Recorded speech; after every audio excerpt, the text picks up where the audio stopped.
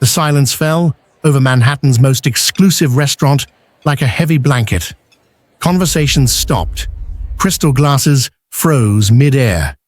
Every eye in the room focused on one impossible moment. 10-year-old Marcus Davidson was trembling. His legs, supported by lightweight braces, shook as he extended his hand toward Elena Rodriguez. She wasn't just any waitress. She was the only server in the room who looked like she understood what it meant to fight for every opportunity. The soft piano melody had just begun. Marcus felt a sudden, overwhelming urge to dance. It came from somewhere deep inside him, a place that remembered movement without pain, rhythm without struggle. Before his logical mind could stop him, before fear could paralyze him, he stood up. He reached out his hand. "Sir, control your child." The manager's voice cut through the tension like a blade. "This isn't a community center. Our staff aren't here to entertain customers' children." William Davidson felt his chest tighten with familiar shame. He was the founder of Davidson Enterprises, worth more than most small countries. This was exactly why he avoided taking Marcus anywhere public. The stares, the awkwardness, the constant reminders that his son would never be what society considered normal. "Marcus, sit down. Now." The command came out harsher than intended. It carried the weight of 18 months of overprotection and fear. Elena remained perfectly still. Her eyes moved between the billionaire, the mortified manager, and the boy whose outstretched hand represented something far bigger than a simple dance request. In her 4 years working at this restaurant, she had become an expert at invisibility, especially around customers like Davidson. But something in this child's eyes reminded her of her younger brother Miguel. Before the world convinced him he wasn't worthy of taking up space. She thought about the notebook hidden under her bed at home, filled with research about neuroplasticity, movement therapy, the revolutionary potential of letting children with disabilities lead their own recovery. She thought about the Second Chances Foundation she had co-founded with Miguel, now on the verge of closing due to lack of funding. She thought about every rejection letter, every closed door, every dismissive glance from people who saw her circumstances before they saw her capabilities. And then she made a decision that would change everything. "Mr. Peterson," she addressed the manager calmly. She removed her apron. "My shift just ended." Then, to everyone's shock, she smiled at Marcus. She took his hand. "I can't dance properly in an apron anyway." "What do you think you're doing?" William shot to his feet. His voice carried the authority of a man accustomed to having his orders followed without question. Elena held his gaze without flinching. "I'm accepting an invitation, sir. When someone has the courage to ask you to dance, you honor that courage." Before anyone could intervene, Marcus took his first hesitant step. His foot dragged slightly against the polished marble floor. The metal of his brace created a soft scraping sound. It seemed to echo throughout the silent restaurant. But Elena didn't rush him. She didn't try to guide him. She simply matched his rhythm, let him lead, followed his pace with the patience of someone who understood that the most important journeys happen one step at a time. "She's getting fired tomorrow," whispered a woman at table 12. Her voice carried just enough volume to ensure everyone heard. William watched, paralyzed by a sudden flood of memories. His late wife Sarah, dancing with baby Marcus in their living room, spinning him around until he giggled with pure joy. Sarah's voice echoing across the years. "It's never about perfection, Will. It's about connection. It's about letting people know they matter exactly as they are." Sarah had died in the same car accident that had damaged Marcus's spine. William had spent every day since then trying to protect his son from a world that would see his limitations instead of his possibilities. But somewhere along the way, protection had become imprisonment. As Elena followed Marcus's uncertain steps, something extraordinary happened, right there in the center of that judgmental room. The fear in the boy's eyes transformed into intense focus.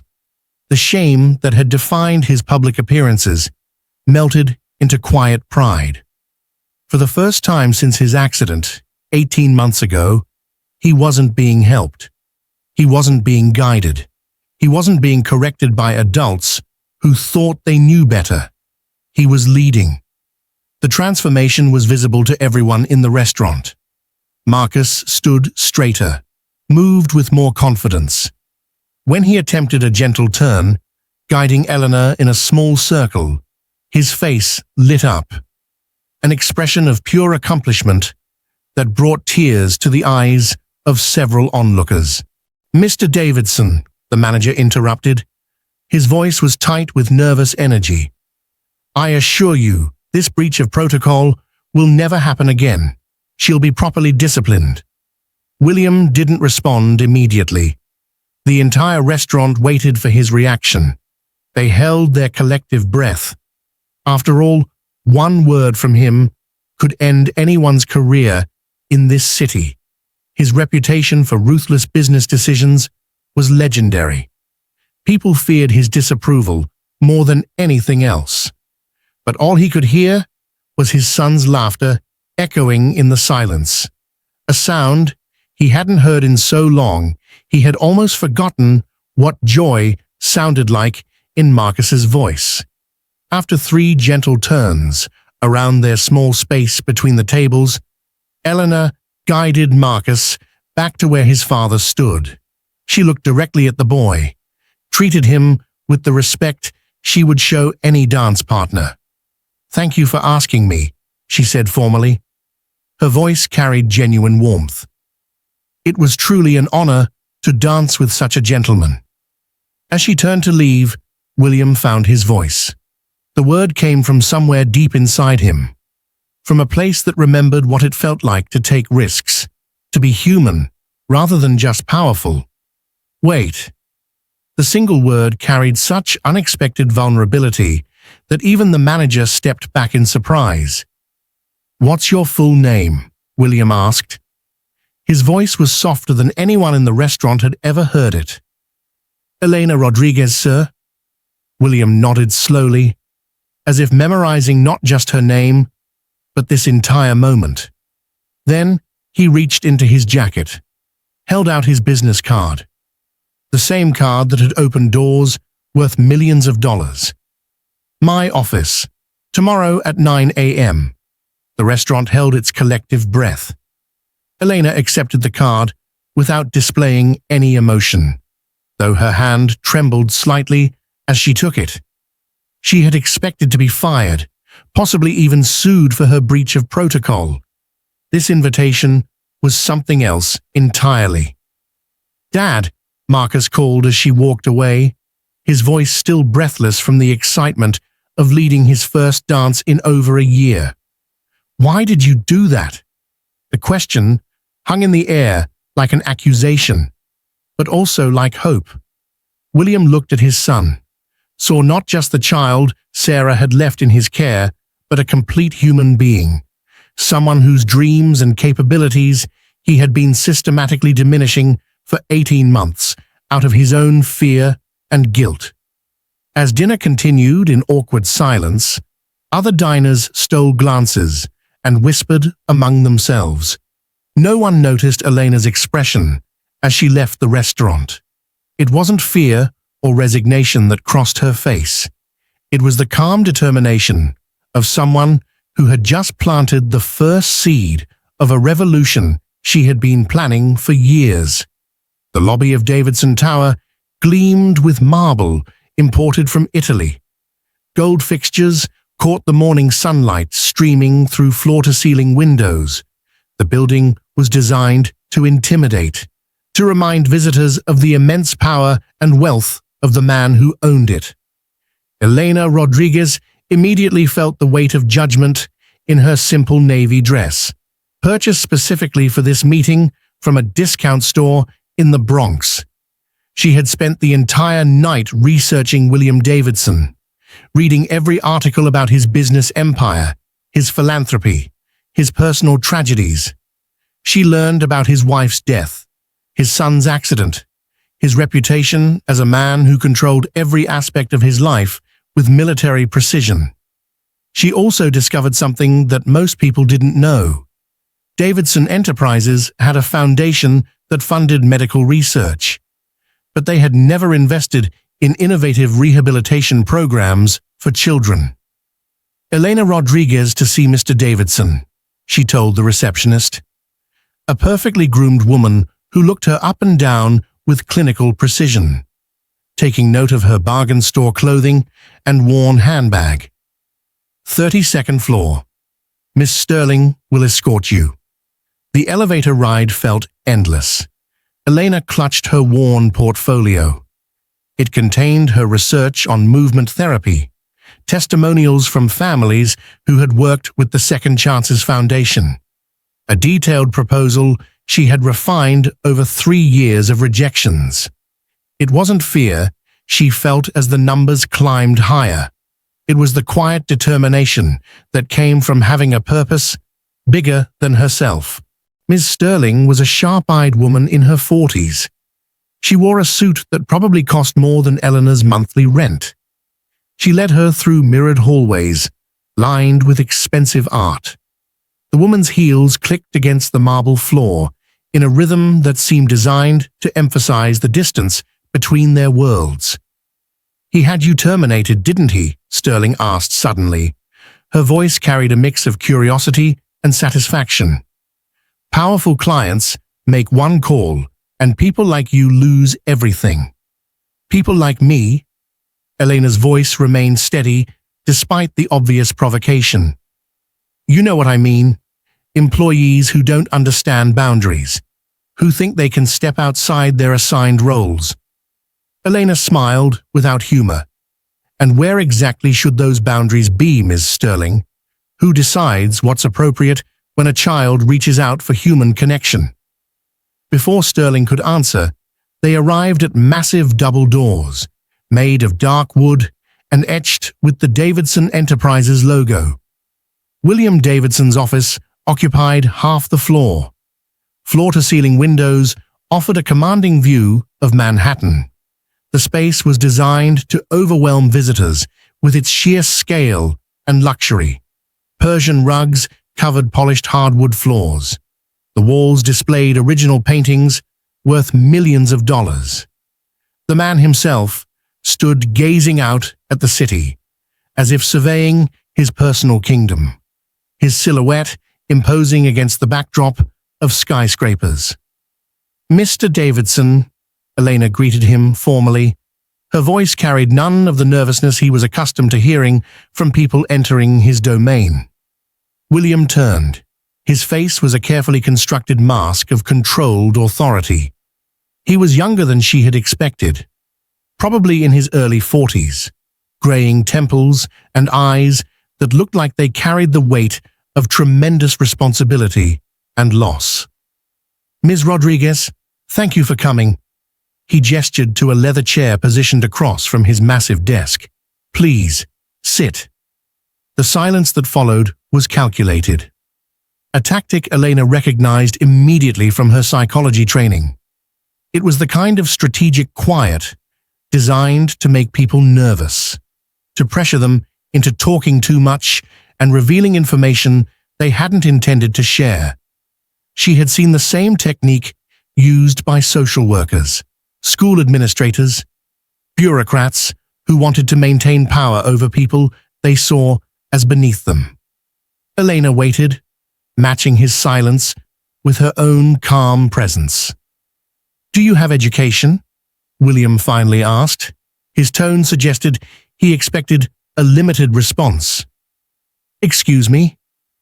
"College, professional training, qualifications." Elena kept her voice level and professional. "Bachelor's degree in child psychology from Columbia University. Master's degree in developmental therapy, currently incomplete due to financial constraints. Something flickered across William's face.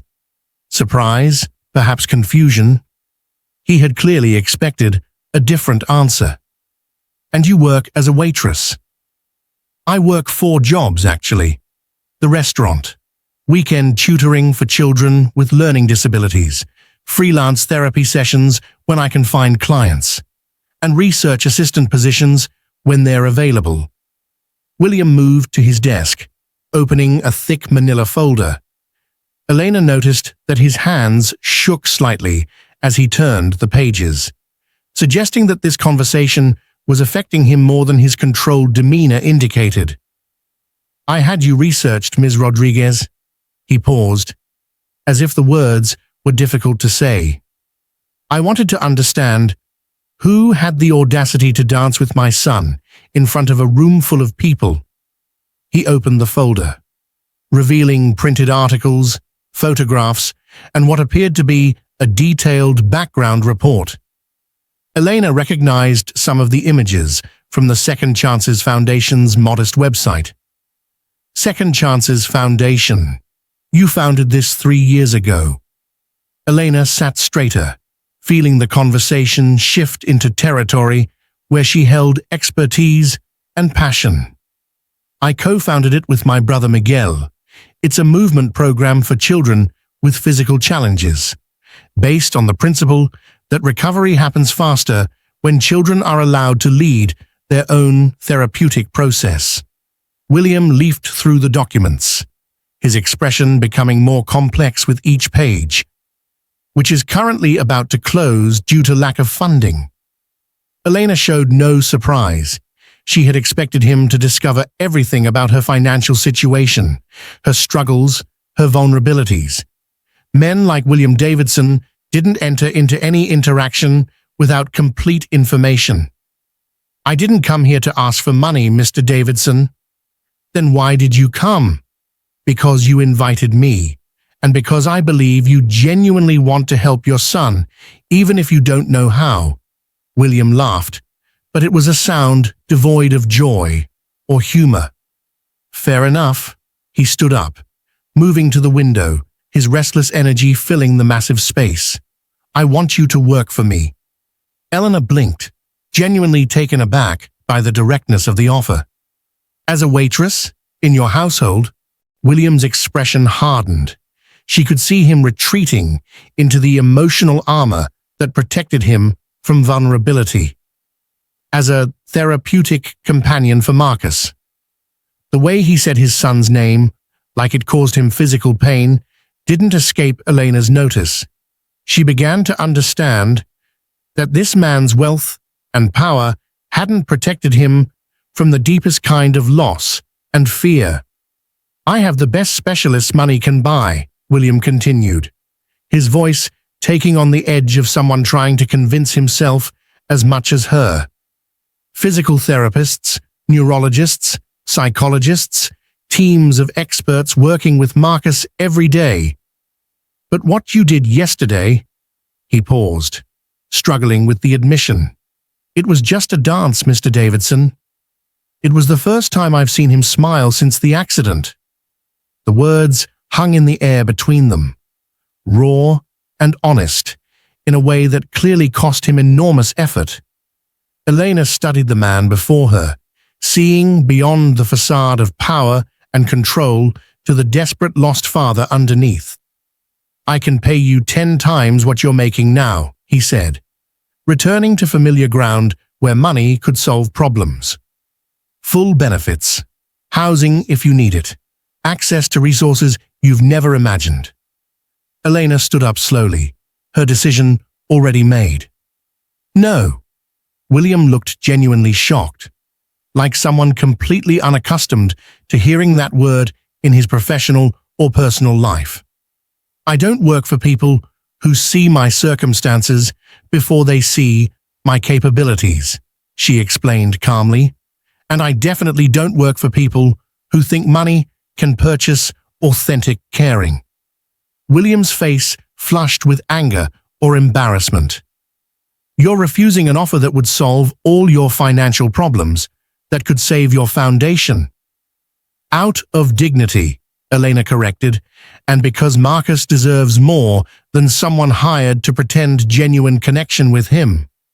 She walked toward the door, then paused, turning back to face him. Marcus doesn't need more experts, Mr. Davidson. He needs space to discover his own strength, and adults who believe in his capacity to lead his own recovery. You don't know my son? No, Elena agreed, but I know people like him. People whose physical limitations are nothing compared to the invisible cages that well-meaning adults build around them out of fear and pity. She reached into her purse, placed a simple business card on his expensive desk. Second Chances Foundation. Classes Tuesdays and Thursdays, 4 p.m. If you'd like to bring Marcus, the first session is always free. As Eleanor walked toward the door, she passed Ms. Sterling, who had obviously been listening from the hallway. You just refused an offer from William Davidson, Sterling whispered incredulously. Are you completely insane?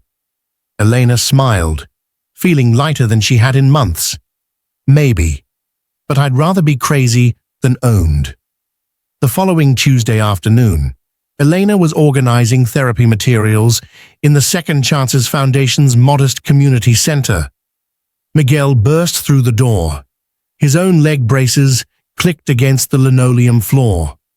Elena, there's a Tesla parked outside, he whispered urgently, adjusting the crutches that helped him navigate the world with confidence she had spent years helping him develop. You won't believe who's inside.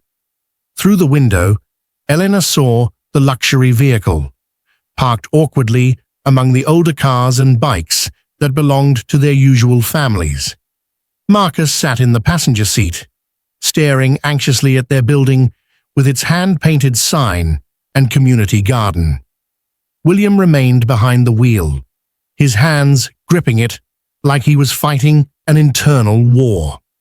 The Second Chances Foundation operated out of a converted warehouse in the Bronx, a space they had transformed with donated equipment, volunteer labor, and an endless supply of hope. Handmade posters covered the walls with phrases like, "Your rhythm, your rules," and "Every move counts." The main room had mirrors salvaged from a closed dance studio, exercise mats donated by a physical therapy clinic, adaptive equipment Elena had purchased piece by piece with money saved from her various jobs. He won't come in, Miguel predicted, watching the car with nervous fascination. Men like him don't enter places like this. Eleanor smiled, remembering Marcus's determined gaze during their brief dance. Don't underestimate the power of a son with a mission. As they watched, the car door opened. Marcus emerged slowly, adjusting his braces and looking around with obvious curiosity rather than the shame she had expected. Then, to everyone's amazement, William got out too. The billionaire looked utterly displaced in his casual khakis and polo shirt, an obvious attempt to dress down that still screamed privilege and discomfort. His eyes scanned the neighborhood, taking in the cracked sidewalks, the murals painted by local teenagers, the small community gardens that turned empty lots into places of beauty. I told you he'd come, Elena murmured, feeling a mixture of satisfaction and responsibility. Miguel stared at her with new understanding. What exactly did you do at that restaurant? Eleanor didn't answer directly, but her eyes held secrets that even her closest family members didn't fully understand. Hidden in her small apartment was a notebook, filled with 3 years of research about children like Marcus and fathers like William Davidson. She had studied neuroplasticity, movement therapy, family systems, the psychology of trauma recovery. She had developed theories about how privilege could become a prison, how sometimes The most powerful transformations happened when people stepped completely outside their comfort zones. What William Davidson couldn't imagine, in his world of glass towers and endless wealth, was that Elena Rodriguez wasn't just a waitress who had danced with his son. She was a woman with a mission that had been years in the making. His empire of isolation was about to face its greatest challenge: the simple truth that the most powerful transformations couldn't be bought, controlled, or managed. They had to be earned through vulnerability, trust, and the courage to follow someone else's lead. When William and Marcus entered the community center, they found themselves in a space unlike anything in their usual experience. The main room buzzed with activity. Children with various types of mobility devices practiced movements to a gentle rhythm played from a donated sound system. A girl in a wheelchair spun in precise circles. A boy with a prosthetic leg created his own sequence of steps. Another child with cerebral palsy moved her arms in flowing patterns that looked like underwater dancing. The energy was completely different from the clinical environments Marcus knew from his medical appointments. Here, there were no charts measuring progress, no adults taking notes on his limitations, no schedule of exercises designed to make him more normal. Instead, children moved however felt good to them, exploring their own capabilities without judgment or comparison. Mr. Davidson, Elena approached them, wearing simple jeans and a Second Chances Foundation t-shirt. "Welcome to our space." Marcus watched the other children with obvious fascination. "It looks chaotic," William commented, visibly uncomfortable with the lack of structure he was accustomed to controlling. "There is structure," Elena replied patiently. "It's just not the kind you recognize. The structure comes from each child discovering what works for their own body, their own spirit." She turned to Marcus with genuine warmth. "Would you like to join the session? Or would you prefer to observe today?" The boy nodded enthusiastically, but looked at his father for permission. William hesitated, his instinct to protect warring with his growing recognition that his protection might actually be limiting his son's potential. "Go ahead," he said finally, the words coming out more tense than he intended. "I'll be right here." As Elena guided Marcus toward the group, Miguel approached William, offered him a folding chair. "The first day is always the hardest," he commented gently, understanding the complex emotions playing across the older man's face. "For the parents, not the children." "This isn't therapy," William argued, watching his son tentatively approach a girl about his age who was using a walker. "I pay for the best rehabilitation specialists in the country." "And how has that been working for Marcus?" Miguel asked without judgment, genuinely curious about William's perspective. Before William could answer, the main door opened. An older woman entered, leaning on an elegant walking stick. She had silver hair in intricate braids and a commanding presence that immediately drew attention from everyone in the room. "Dr. Elena Martinez," Miguel whispered to William, neuroscientist specializing in brain plasticity, retired from Harvard Medical School. The woman greeted several children by name before noticing William. "Mr. Davidson," she said with a slight smile, "you've rejected my research proposals 4 times in the last 3 years." "Dr. Martinez," William replied stiffly, "I didn't expect to see you here." "I oversee the research component of our program," she explained, settling into a chair near where Marcus was beginning to interact with other children. "We're studying how non-directive approaches to movement affect neural reconfiguration in children with motor challenges." William frowned, his business mind trying to process this information. "I thought this was just a community dance program." Elena returned from helping Marcus find his place in the group. Second Chances Foundation is a pilot motor rehabilitation program based on the theory of movement autonomy. We integrate adaptive movement with neuroscientific principles, allowing children to discover their own optimal patterns of recovery. The explanation hit William like a revelation. Why do you work as a waitress if you're leading a research program? Because we don't have adequate funding yet, Elena said matter-of-factly, and because people like you have rejected our proposals 4 times without seriously considering our methodology. The implications slowly dawned on him. You were Dr. Martinez's research partner on those proposals. Co-author, Dr. Martinez corrected. Elena has an incomplete master's degree because she had to leave graduate school to care for her family. But her theoretical work is groundbreaking in the field of pediatric rehabilitation. William stared at Elena with new understanding. You knew who I was at the restaurant, from the moment I walked in. From the moment you made your reservation, Elena confirmed. And when Marcus stood up to dance, I recognized the opportunity to demonstrate rather than simply explain our approach. Was it staged? The dance? Absolutely not, Elena said firmly. Marcus chose to stand up.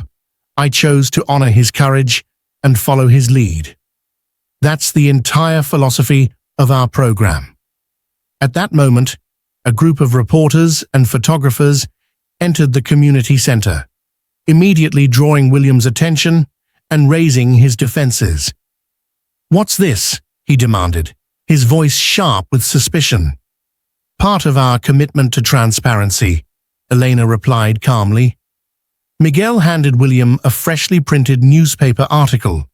The headline read, Revolutionary Motor Rehabilitation Methodology Shows Promising Results in Preliminary Study. We published our first formal research results today, Dr. Martinez explained, and we invited local media to observe our methods in action. William's face flushed with anger. You used my son for a publicity stunt. Elena led him into a quieter side room. Photographs of dozens of children covered the walls, each accompanied by handwritten progress notes that told stories of transformation and hope. On the far wall hung an empty frame. What's that? William asked, pointing to the vacant space. Our future, Elena replied. The comprehensive rehabilitation center we could build if we had adequate resources. 500 children per year, instead of 50. William studied the photographs, reading testimonials from families who described their children's progress in terms that went far beyond physical improvement. Parents wrote about increased confidence, social connections, a sense of agency that traditional therapy hadn't provided. You orchestrated all of this, he said finally. The dance, the meeting, bringing me here on publication day. I saw an opportunity and took it, Elena admitted. 4 months ago, when your foundation cancelled our scheduled presentation without reviewing our proposal, I promised myself I would find another way to show you what we're doing. Their conversation was interrupted by excited voices from the main room. They rushed back to find Marcus in the center of the space, surrounded by other children and several adults. Someone had turned off the background music. Everyone watched in complete silence. The boy had removed one of his leg braces, was attempting to balance using only his lighter support device. His face showed intense concentration as he fought to maintain stability. Marcus, William started forward instinctively, but Elena placed a gentle hand on his arm. Wait, she whispered. Watch. Marcus took a deep breath, focused his entire being on the challenge he had set for himself, then took a complete step forward without his full support system. It was small, uncertain, but entirely his own achievement. The room exploded in cheers and applause. Camera flashes captured the moment as Marcus's face transformed. an expression of pure triumph that his father had never seen before. William's usual composure cracked completely. Tears he had been holding back for 18 months began to fall. He watched his son, not as a problem to be managed, but as a complete person discovering his own strength. "That's why we created Second Chances Foundation," Elena said softly, standing beside him. "It's not about perfect steps. It's about first steps toward independence." William watched Marcus, helping a younger girl find her own balance, sharing the techniques he had just discovered. His son wasn't just recovering. He was becoming a leader, a teacher, someone who contributed to other people's success. "This could have been done without manipulating me," William said, finally, though his voice lacked real anger. "It could have been," Elena agreed, "if you had been willing to listen to people outside your usual circle of advisors." The reporters had noticed William. A murmur grew throughout the room as they recognized one of the city's most powerful businessmen in this unexpected setting.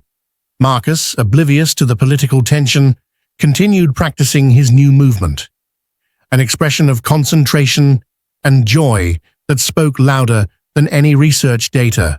William Davidson found himself at a crossroads he had never anticipated. Before him lay two options: retreat in anger, confirming his reputation as someone who only supported initiatives he could control, or embrace the moment his son had created and learn to follow rather than lead. Between the power he had always wielded and the freedom his son needed, William discovered unfamiliar territory, where neither his money nor his influence could determine the outcome. The man who controlled every aspect of his business life now faced a choice that no amount of wealth could purchase. His gaze shifted between his transformed son and the reporters waiting for his reaction. Humility was not a virtue he had ever cultivated, but as he witnessed the profound change in Marcus's confidence and capability, something inside his carefully constructed identity began to crack. The orchestra of power and privilege he was accustomed to conducting now played a different tune, and he had to decide.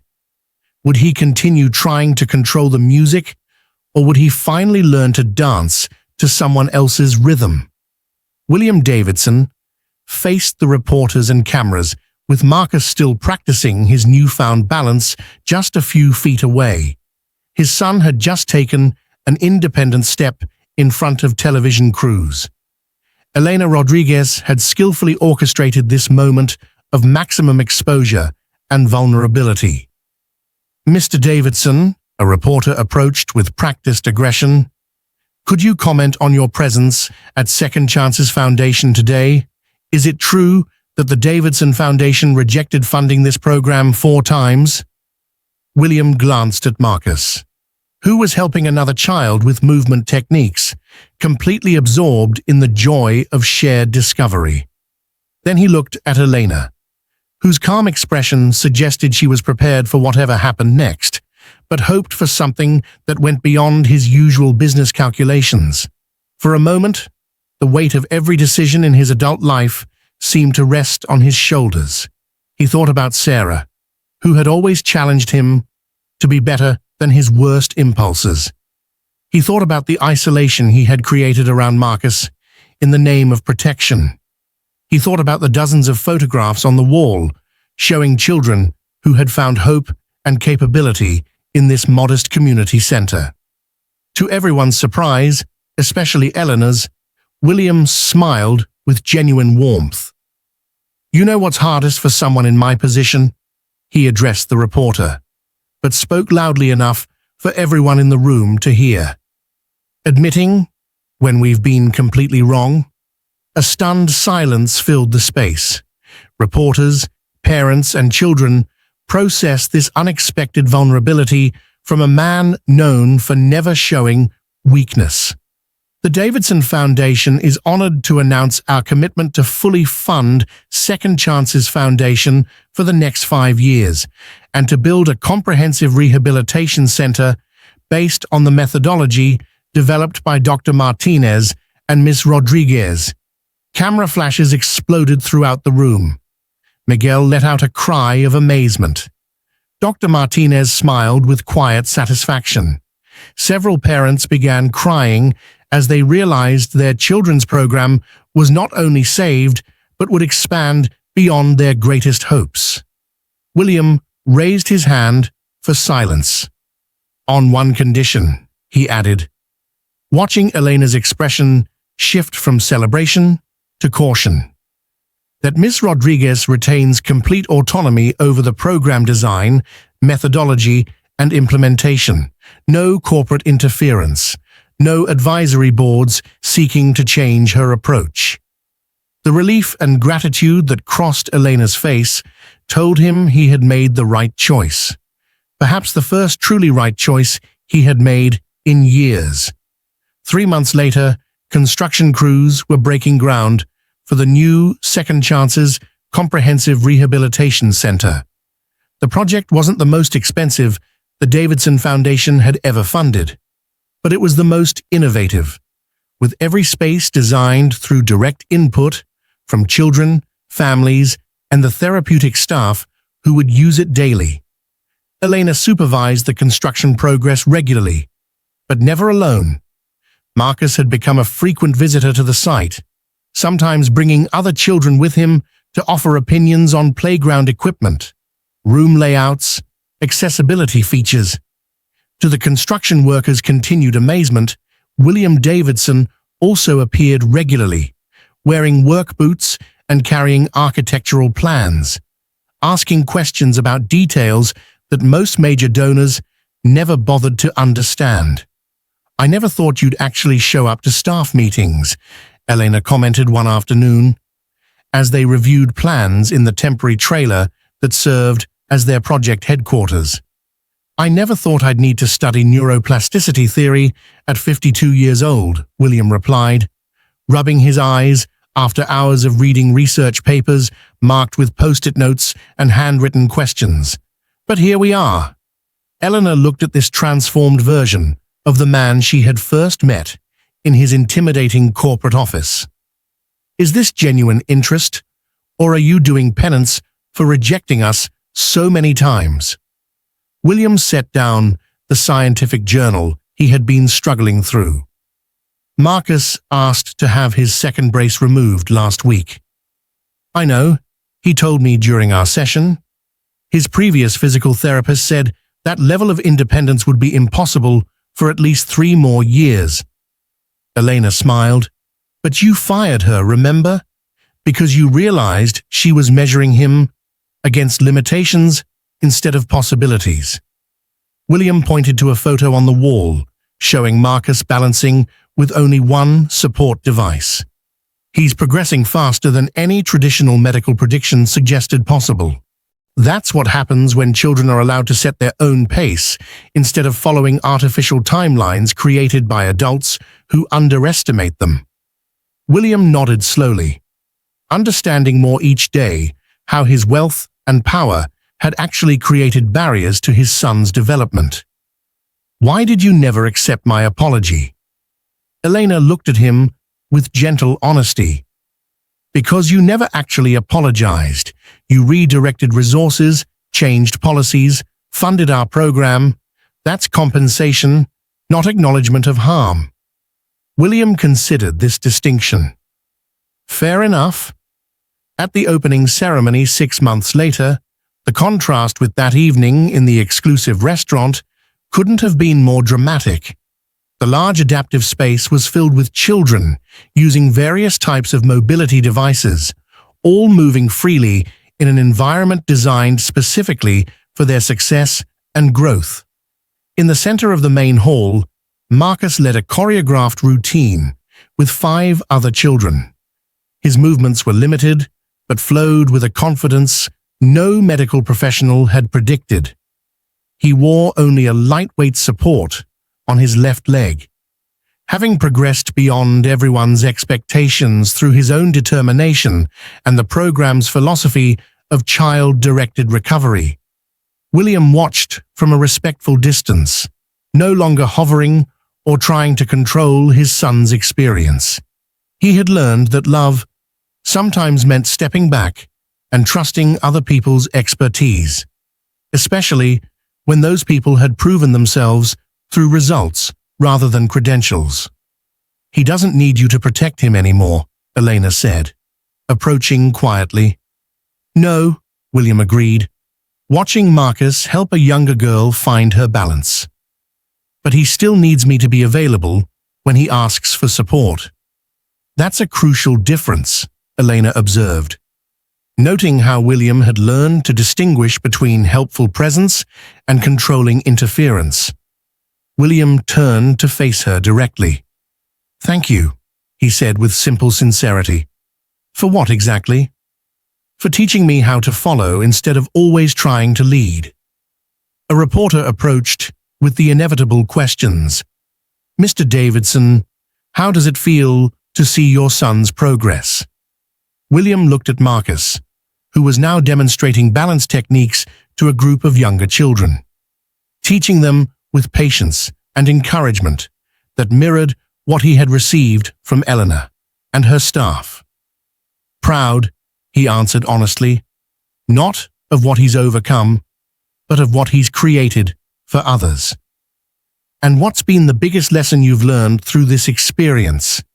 William Davidson, the man who had once been known only for his financial empire and corporate control, looked directly into the camera with complete sincerity. That true leadership isn't about guiding others down the path you think is right. It's about having the courage to follow when someone shows you a better way.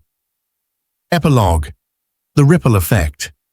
1 year later, the Second Chances methodology had expanded to 6 cities across the country.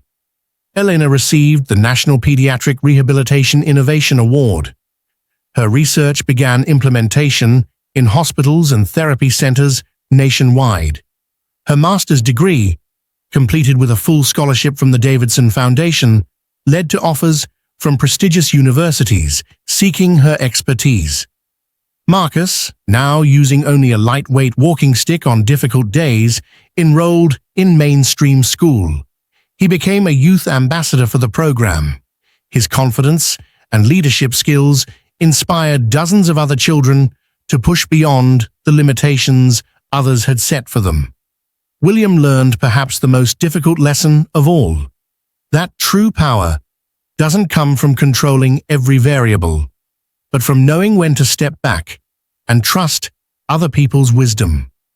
His relationship with Marcus deepened as he stopped trying to manage his son's experience and started celebrating his son's choices. In a world where powerful people rarely change their fundamental perspectives and where those without traditional power often remain invisible, the story of William, Elena, and Marcus served as proof. That transformation happens when people have the courage to cross the boundaries that separate them. When a billionaire learns from a waitress. When a father follows his son's lead. When privilege meets purpose. The impossible becomes inevitable.